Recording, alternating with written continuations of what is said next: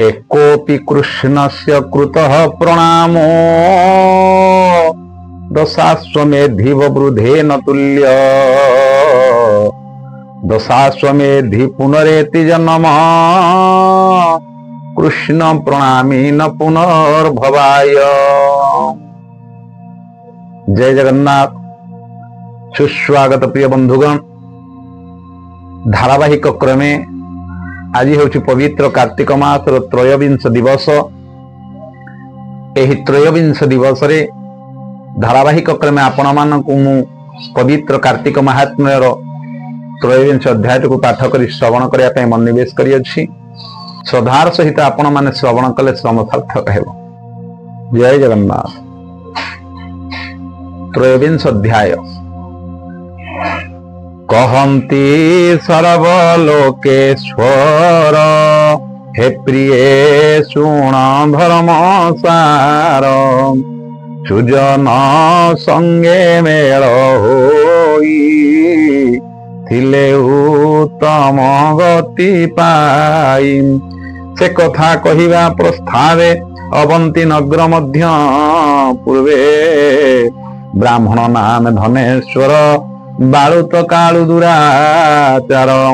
विद्या न पढ़े दृढ़ मते असाधु बालंक संगते नित्य बोलई नग्रांतरे पंथी बाटुली धरी करे वृक्षंक तले अनुसरी नित्य पक्षींक प्राण हरि काहाकु बंदी करी पोषी ता अर्थे क्षुद्र जीवनासी जुत परिधि नटनुते दिन हरई मते स्नान भोजन कार्य सूची एमंते बाल काल बंची युवा समय महाबली सुजन संगे नित्य कली असाधु लोक संगे प्रीति निंदा करई धर्म कीर्ति कुटुंब पोषण निमंते वाणिज्य वृत्ति करे नित्य जाबत द्रव्य किणी रखी पुणी भी कई लब्ध देखी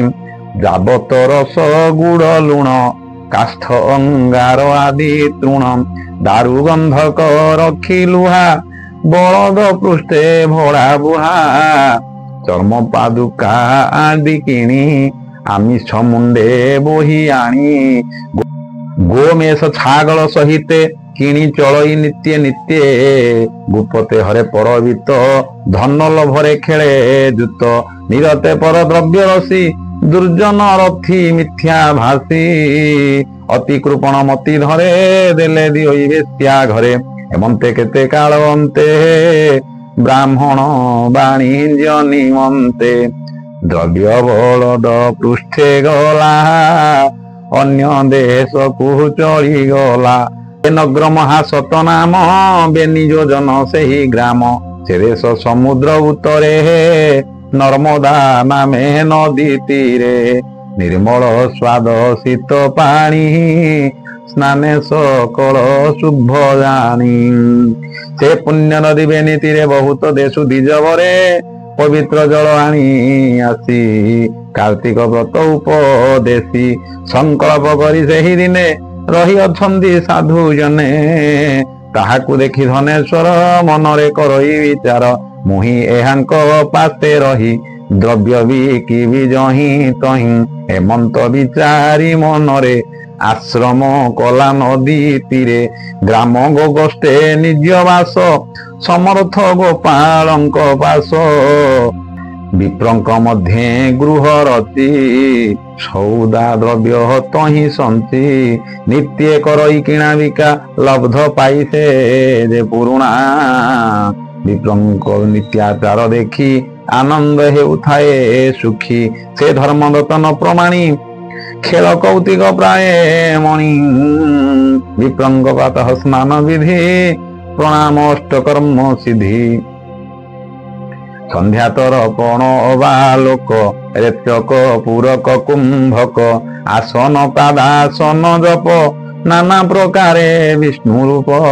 पवित्र आसने बसाई पूजई धूप दीप देई गंध चंदन पुष्पमाल निवेशी नैवेद्य जल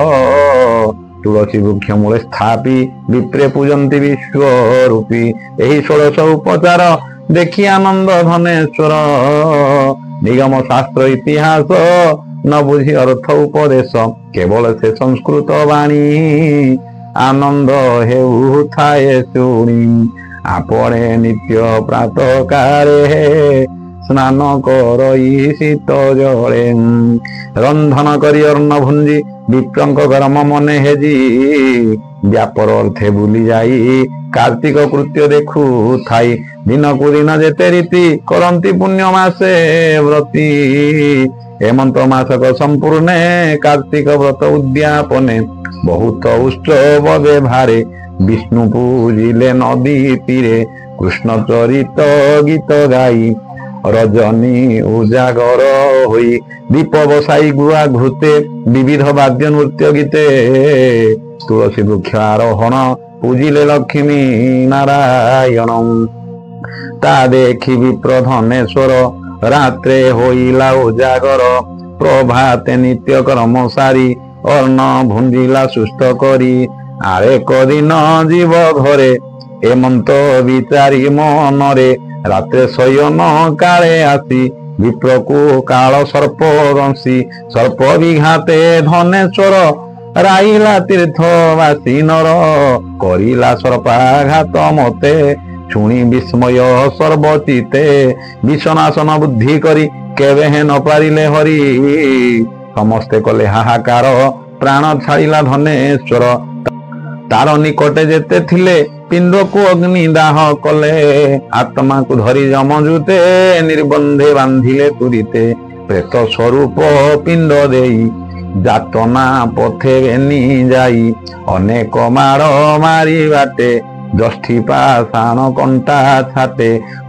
गलारे चरम फास देई तपत अंगारे घोषा रही अनेक दुख ताकू देले जम छामुरे नहीं देले चित्रगुप्त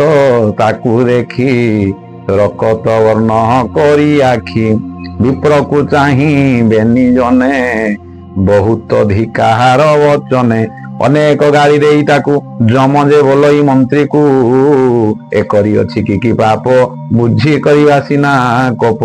करणे कहिले अद्यापि ए ब्रह्म व्याधि महापापी हत्या करी अछि जेते आबर पावना ना मते केताहा संक्षेपे कहिबो सतवर से न सरिब मंत्री वदनु एहा शुणी सक्रोधे काल दंड पाणी प्रेत सगण को अन्नाई आज्ञा जे देले दंतु साई बोलो ये पापी के नियो अण उपरोधे दंड दियो तप्त चिकण अभिषेके निवेश नहीं कुंभी पाके हेमंत वाक्य दूते शुणी धनेश्वर को धरी आनी दंड मंड जे रेले नहीं विप्र कंपई भय पाई कहई महादेव दास उद्धर जगत निवास कहई महादेव दास उद्धर जगत निवास। हरि ओम शांति। इति श्रीपद्म पुराणे उत्तरखंडे कार्तिक महात्म्ये धनेश्वर विप्र चरिते नाम त्रयोविंशोऽध्याय। सर्वे भवन्तु सुखिनः सर्वे सन्तु निरामया सर्वे भद्राणि पश्यन्तु मा कश्चित् दुःख भाग् भवेत्।